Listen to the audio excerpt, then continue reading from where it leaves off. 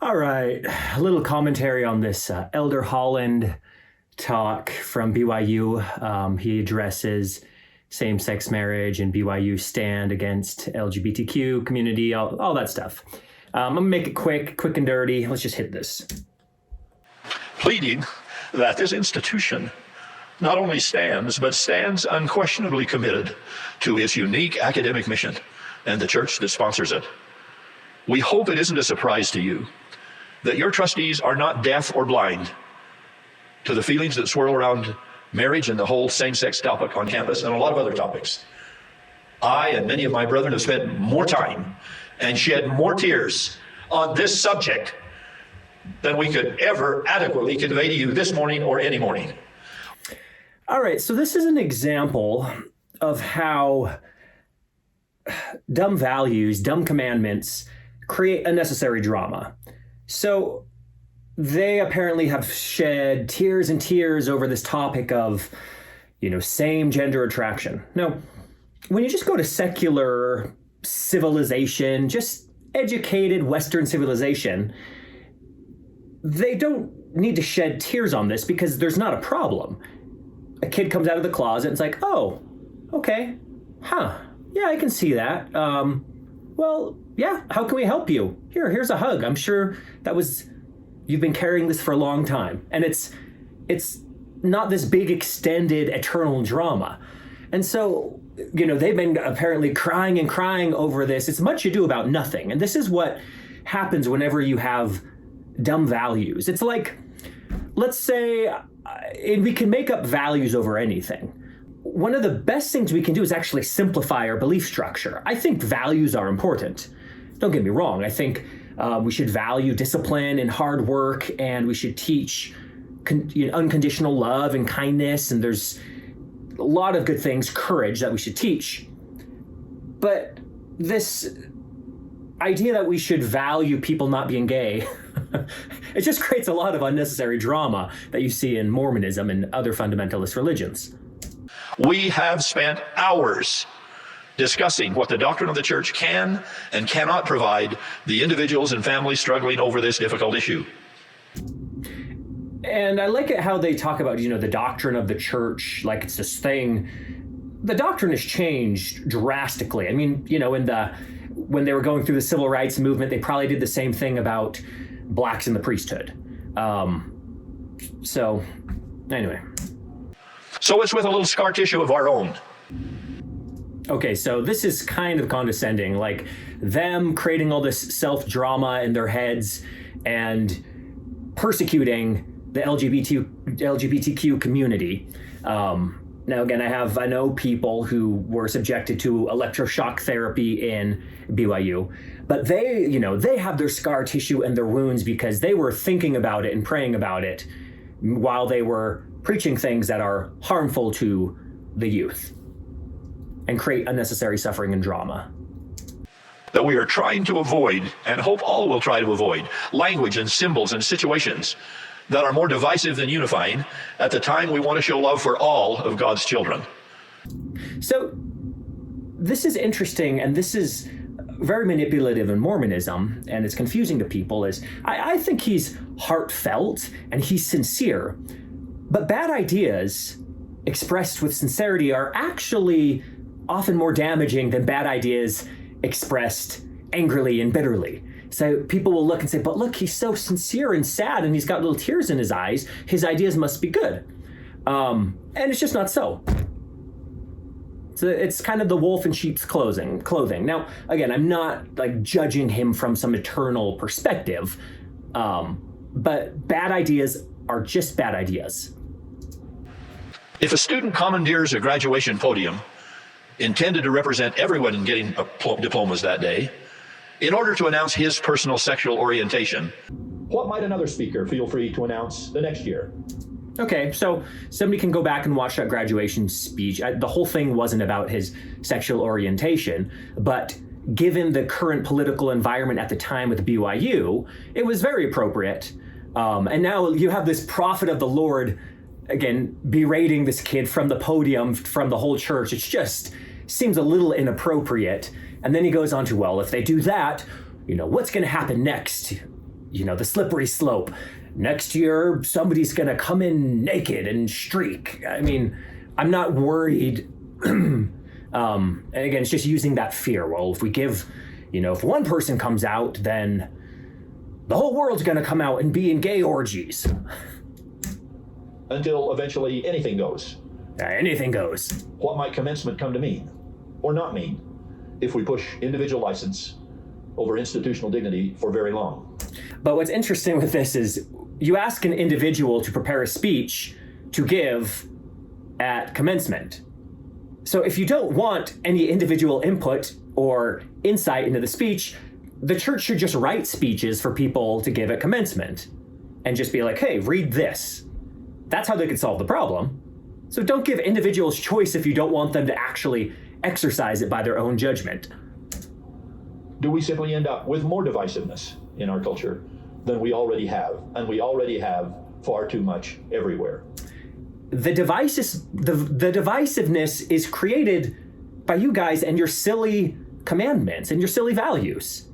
The divisiveness over homosexuality is only existing in these fundamentalist religions. It's been solved, and they even know it. Like, look, people don't choose to be gay. We can either create a bunch of drama over it and tell people that they have to live celibate lives and marry people that they have no attraction to. You have to marry a woman. That's what they used to do. Now they flip-flopped on that, and they tell them, well, you've got to be, celibate.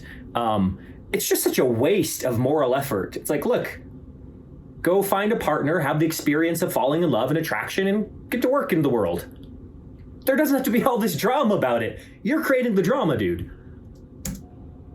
In that spirit, let me go no farther before declaring unequivocally my love and that of my brethren for those who live with this same-sex challenge. Okay.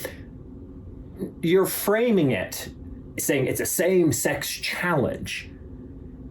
Like, you're creating this as the drama by calling it this challenge. They're suffering because they have same-sex attraction. It only creates the challenge when you tell them they shouldn't be that way. And again, get into just civilized Western society, and we've dealt with this. Like, we've overcome this hurdle. Gay people can now come and live in society. They don't have to live in the shadows. And it's you wanting to push them back in the shadows and tell them there's something wrong with them that's creating this drama. There's so much complexity that goes with it. It's really not that complex if you're not Mormon. You're gay. You go find love and live your life. Often, the world has been unkind, in many instances, crushingly cruel to these, our brothers and sisters. You have been unkind. The church organization has been unkind. And you've smiled. You can smile and say we love you unconditionally. And then when you tell them, but you can't have love in this life. You can't find a partner. You're the one creating the drama. Take some responsibility, dude. Seriously. And the Mormons are now a little bit more progressive, but you go back 10, 20 years when there was all this guilt and shame and electroshock therapy around this whole thing. It's just so hypocritical and so, it's like they're sociopaths. Take some responsibility for your sins. Like many of you, we have spent hours with him. We have wept and prayed and wept again. They've wept and prayed, and the thing before was pray away the gay.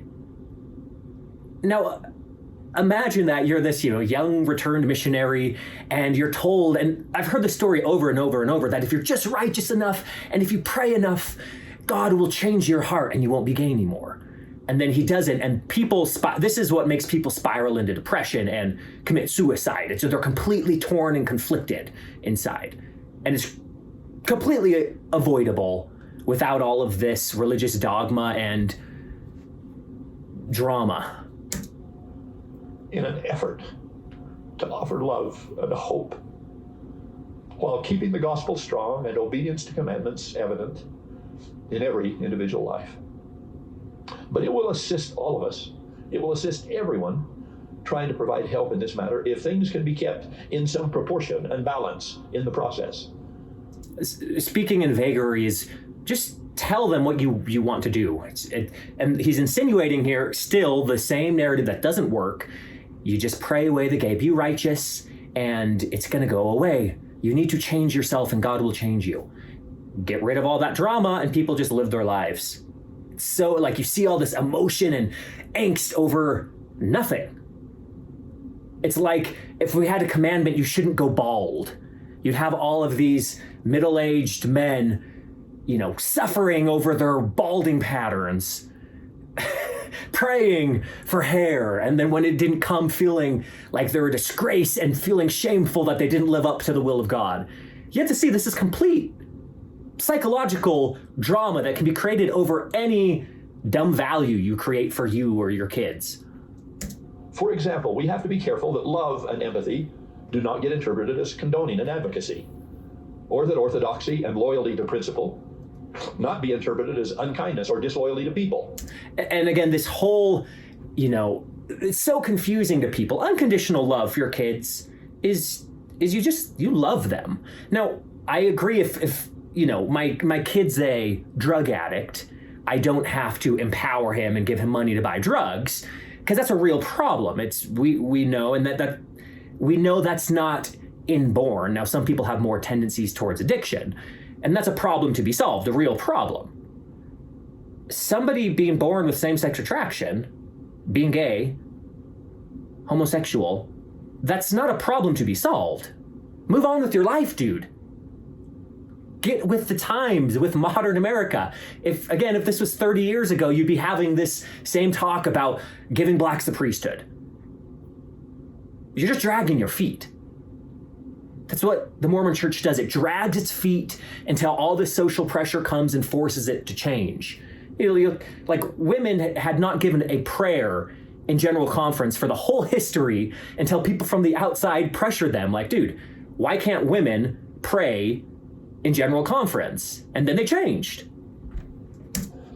As near as I can tell, Christ never once withheld his love from anyone. But he also never once said to anyone, because I love you, you are exempt from keeping my commandments. Now you get to Elder Oaks and those very staunch Mormons, and their advice is, well, you don't really want to, if your son is gay, you can accept them and love them, but, don't invite them to the family parties and don't let them sleep at your house in the same room. If they're gonna, maybe they're coming from out of town. Like, okay, if that's not withholding love, I don't know what is. It's madness. It's madness. We're tasked with trying to strike that same sensitive, demanding balance in our lives. Musket fire? Yes, we will always need defenders of the faith. But friendly fire is a tragedy. And from time to time, the church, its leaders, and some of our colleagues within the university community have taken such fire on this campus.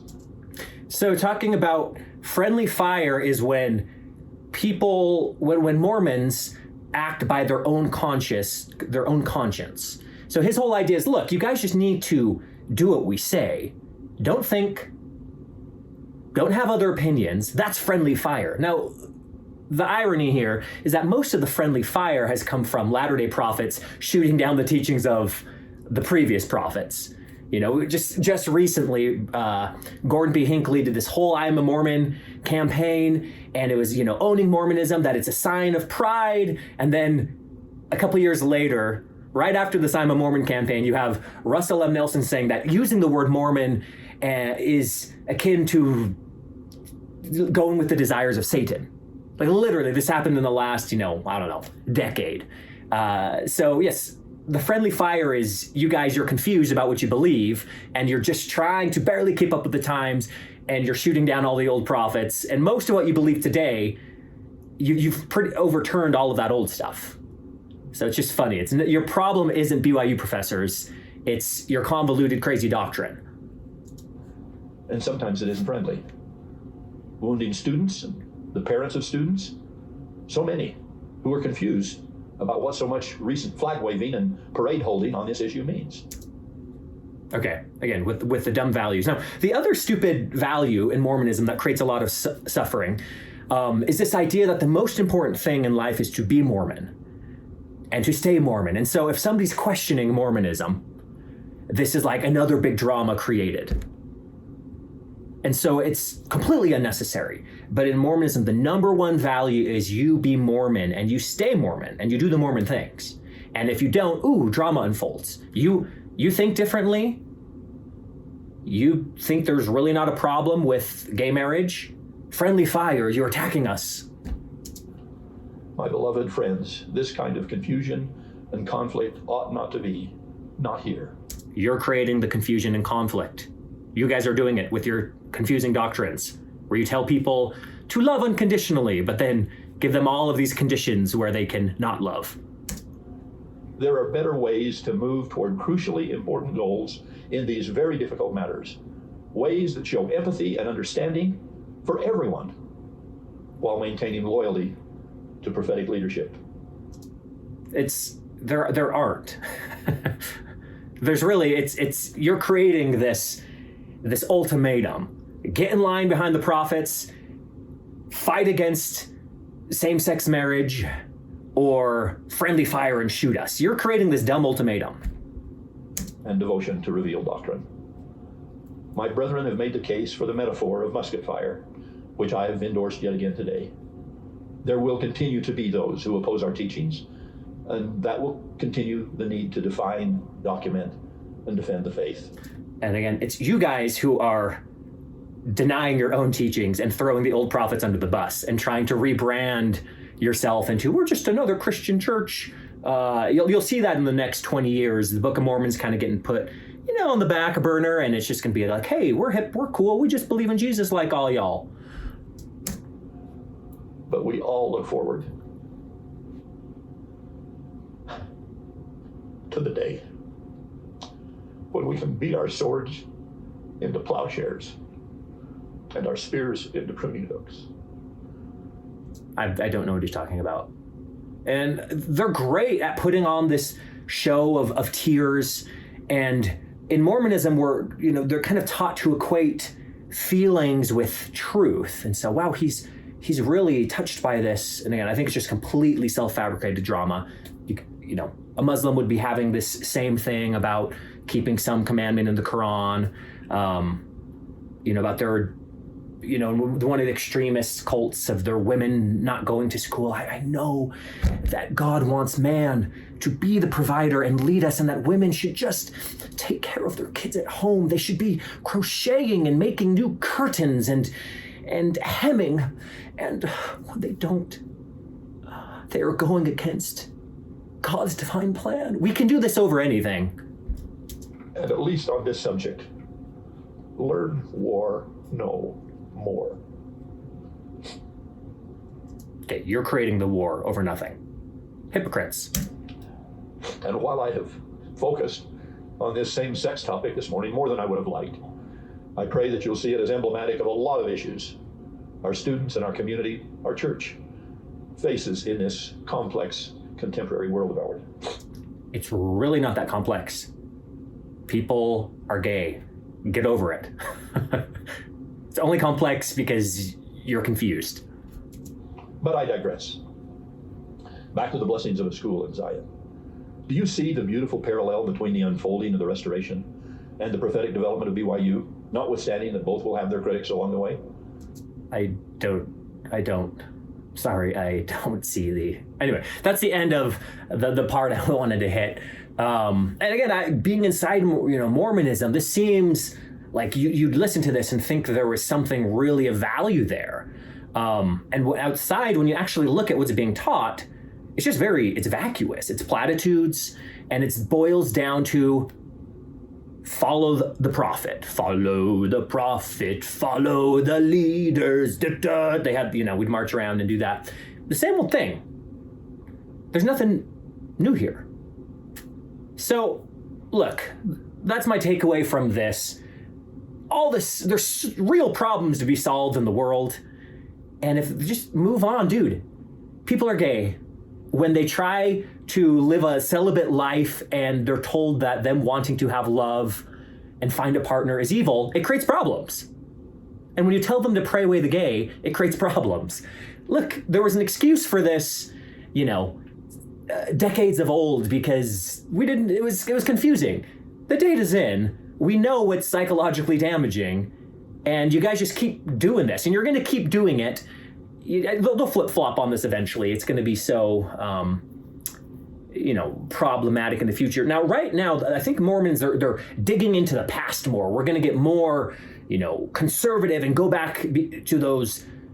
They're trying to kind of pull it backwards, and it's a marketing thing. A lot of the people who are paying tithing are these older members. The younger generation is, leaving, and they're just not, unless they really hip it up and get with the times, they're just going to keep losing the young members. So right now, it's still the base is these people who've been indoctrinated their whole life, their mission presidents, and they're going to stick with it to the end, and they like this type of stuff.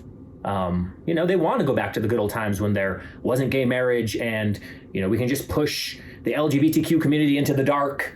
But they're going to lose. They've been losing this fight. And I wish they'd just transform the church, be like, look, we're wrong. Yeah, the Book of Mormon's probably this work of fiction. But look, it has inspiring tales. This is what the RLDS, the reorganized LDS church, did. And let's just focus on doing some good.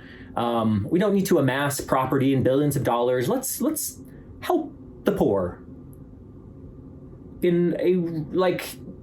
hopefully Mormonism changes to that. There's value in having a religious community. They've got a great structure. They're great business people. They've got, this very good just network of people. And, I'm hopeful in the future that they'll repent of their sins and find their way. That's it. Bye, guys.